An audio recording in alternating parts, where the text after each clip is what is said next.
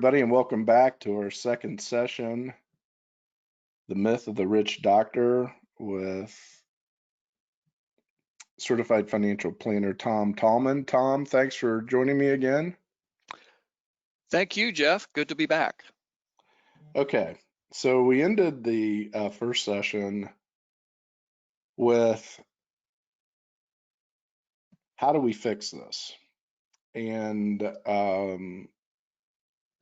for those of you who didn't pick up our first episode, talking about just lifestyle, some of the challenges physicians in their financial world and in their practices deal with. And so we ended with, okay, we kind of talked about what many of those who are listening and go through. So how do we fix it? So when somebody comes to you, maybe they're out of control with their lifestyle, where do you take them? Let's pick up there and have that discussion. Well, that's kind of a multifaceted, complicated question, Jeff, but there is a process I use. And once a physician who finds themselves in sort of a precarious financial situation, and let's just use cash flow now as an example.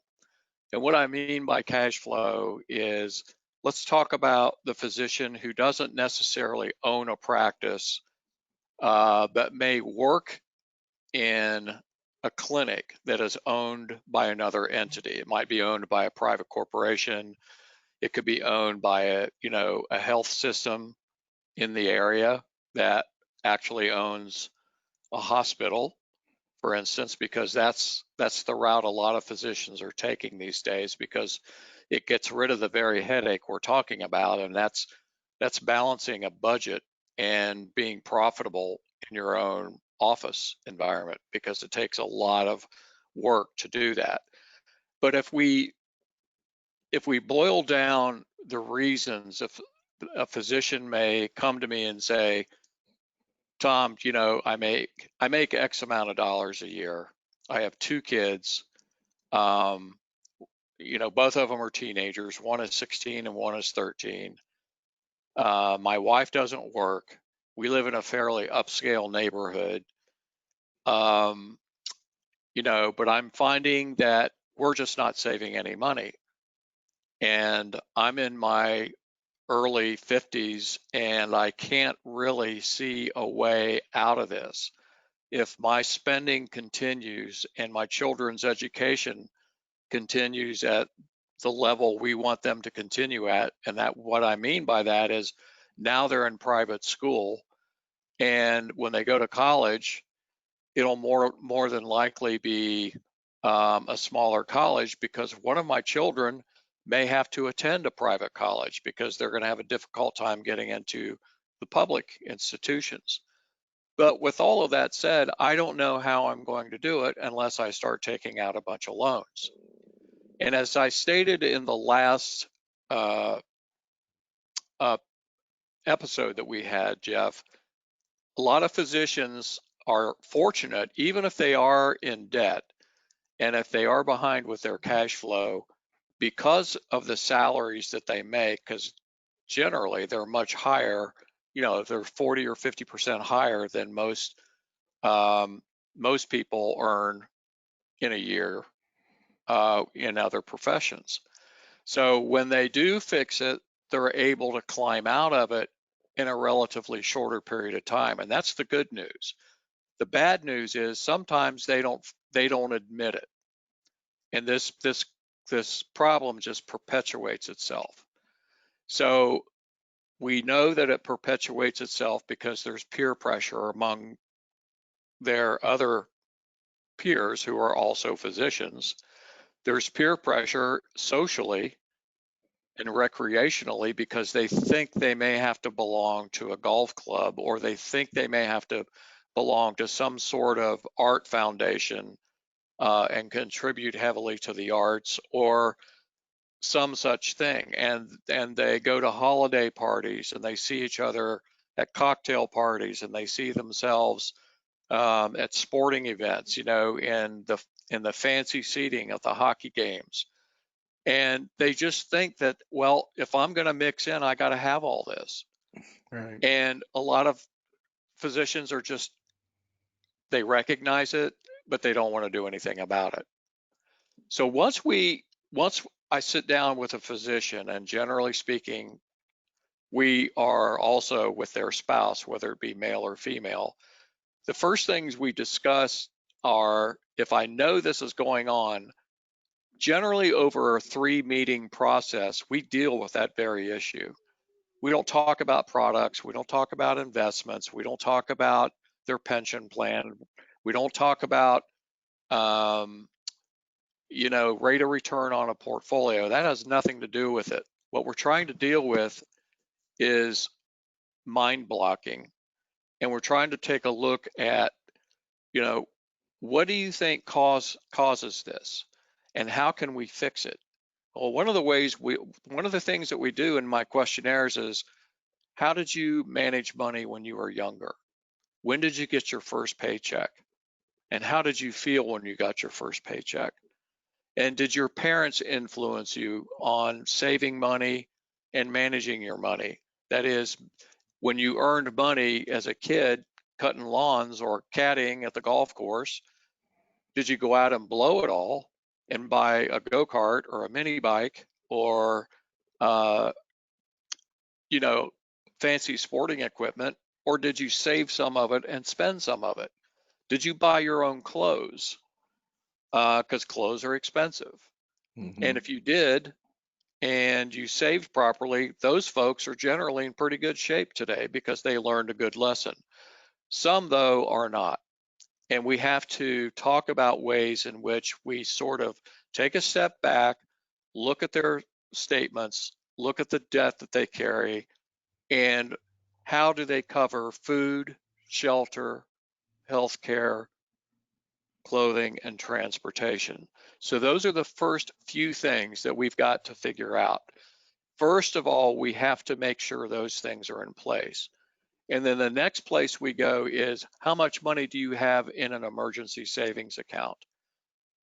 If you or your wife gets sick and you have to pay a high copay or deductible with a medical issue, or you're in an auto accident and you have to pay out of pocket for repairs for your car, or there's something serious going on with your house. Maybe the roof needs fixing, and that's going to be a 12 or a 15 or a $20,000 job. So these are all things that we just kind of, I call it bringing in the realism. And again, when they're sitting with me, they're in a penalty-free environment. I don't care what they did when they did it that caused them to get into this situation. What we want to do is reverse it and let them start feeling good about themselves again. That is so important. And once they do that, the amount of time spent to get back to improving their financial situation gets a whole lot better. So it's a process. This doesn't happen overnight. Like I said before, it generally takes, depending on the situation, it could take a year, it could take 3 years. Uh, but we have to lay that foundation first. And among physicians, it's even worse because of the peer pressure that from all different sources that they have to deal with. That's interesting to me because I would think, from an outsider point of view, that, you're talking about alternative investment strategies, accredited investor opportunities, and you're saying that's not what you deal with for the most part initially. No, I don't. And I've run across, and I basically won't take them on as clients.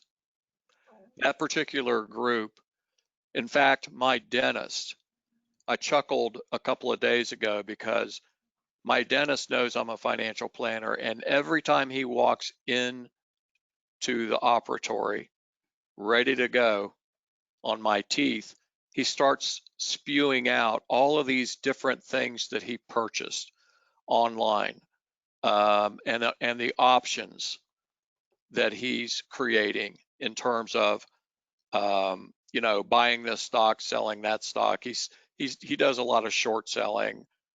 And part of it is to kind of just I think he wants to just pound his chest like an ape and say, look at what I'm doing.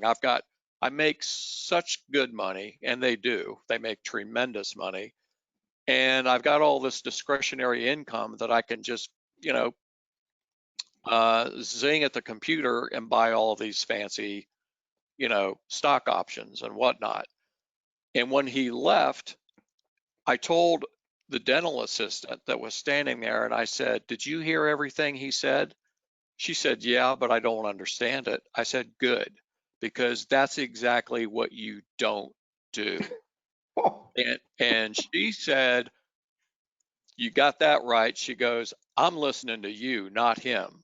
And I said, well, these folks like to brag about Yeah. their money and how they handle it. But I said, Mhm. this man could be in serious shape if he continues down this path, because he also has 2 kids in the same thing. He's got 2 kids in private school. You know, I'm positive he belongs to one of the local country clubs. And, so he's spending money and he thinks he's investing wisely when he isn't. And I think he believes he's in this top breed of investor. He's a special investor, like you said, a accredited investor, that his net worth is so high that he's able to make these kinds of investments, but they are bad ones. I like working with physicians who are, they may be just getting started. They've been out of school for 5 or 6 years. They're pretty much done with their school loans. Then I like, because now I got them early. I can start Right. to help them mold good habits. And then there's the other group that are 5 or 10 years away from retirement. And so they come to me, and they may be that first person we were talking about, heavy in debt, or they may be just the opposite.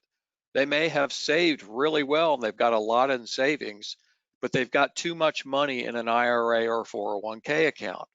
Too much of their money is in qualified money, not brokerage accounts and other types of vehicles that have a different taxable consequence. So taxes for physicians is, and we talk about this in the book, taxes is a huge and integral part of their planning.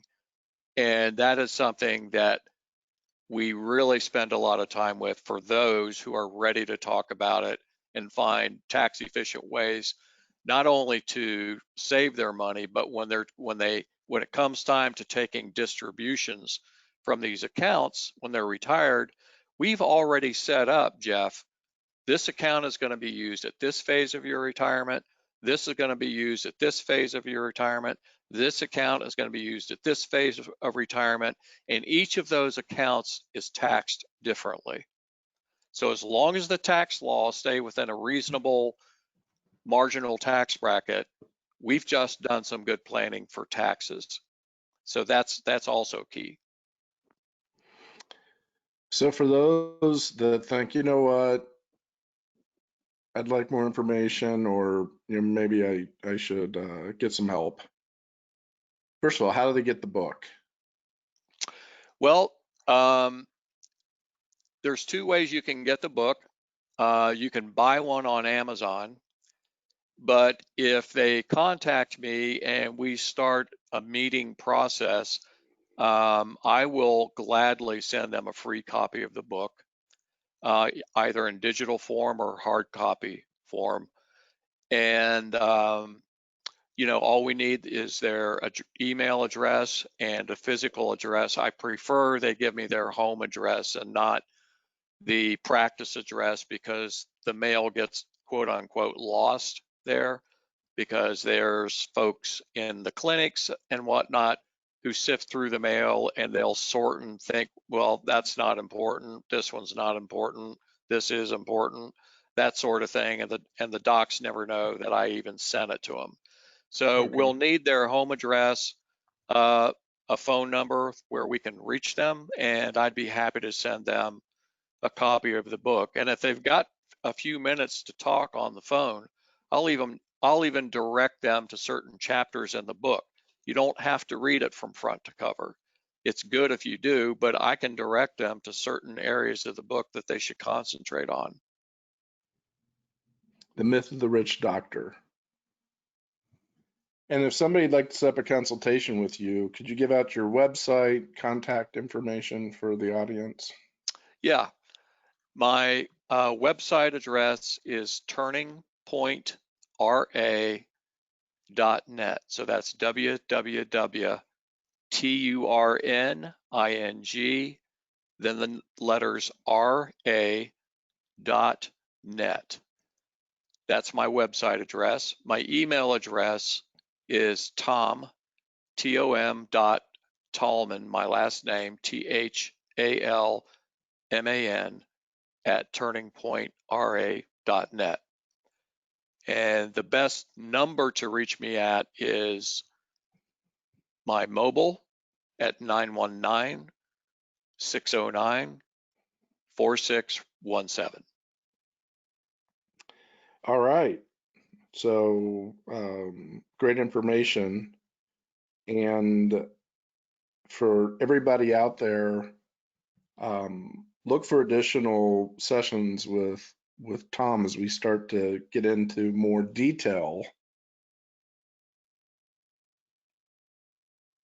through chapters of the Myth of the Rich Doctor and other subjects. So look for additional episodes on this channel, Replacing Wall Street with Main Street, where Jeff Rediger interviews and co-hosts different financial professional topics with targeted audiences. So look for other episodes.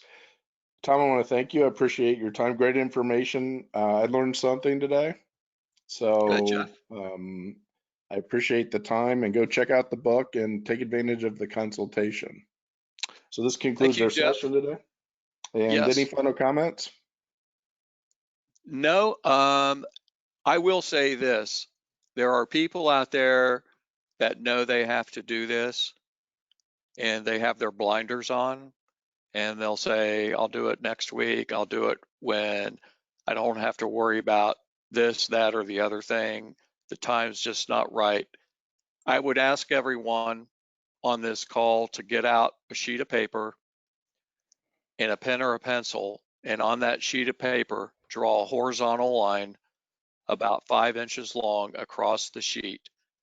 And on one end of that line, put an X, and on the other end of the line, put an X. And on the first X that you wrote, write the word birth. And on the second X that you wrote, write the word death. And then put an X on that line of where you are right now in that time of your life, because you're going to find out that there ain't a whole lot of time left. And what time you do have left, you want it to be spent enjoying your life, enjoying your profession, your career, your family, your loved ones. And the sooner you jump in and solve an issue like finance, the happier you're going to be, because life is not a rehearsal. So I'll leave them with that, Jeff. That's great, especially in this day and age we're in. So, Yes. all right. So check out our podcast channel, Replacing Wall Street with Main Street, on Spotify and 12 other network channels. And I look forward to doing more sessions with you, Tom. So I appreciate your time today. Me too. Thanks, Jeff. All right. Take care, everybody, and look for the next episode.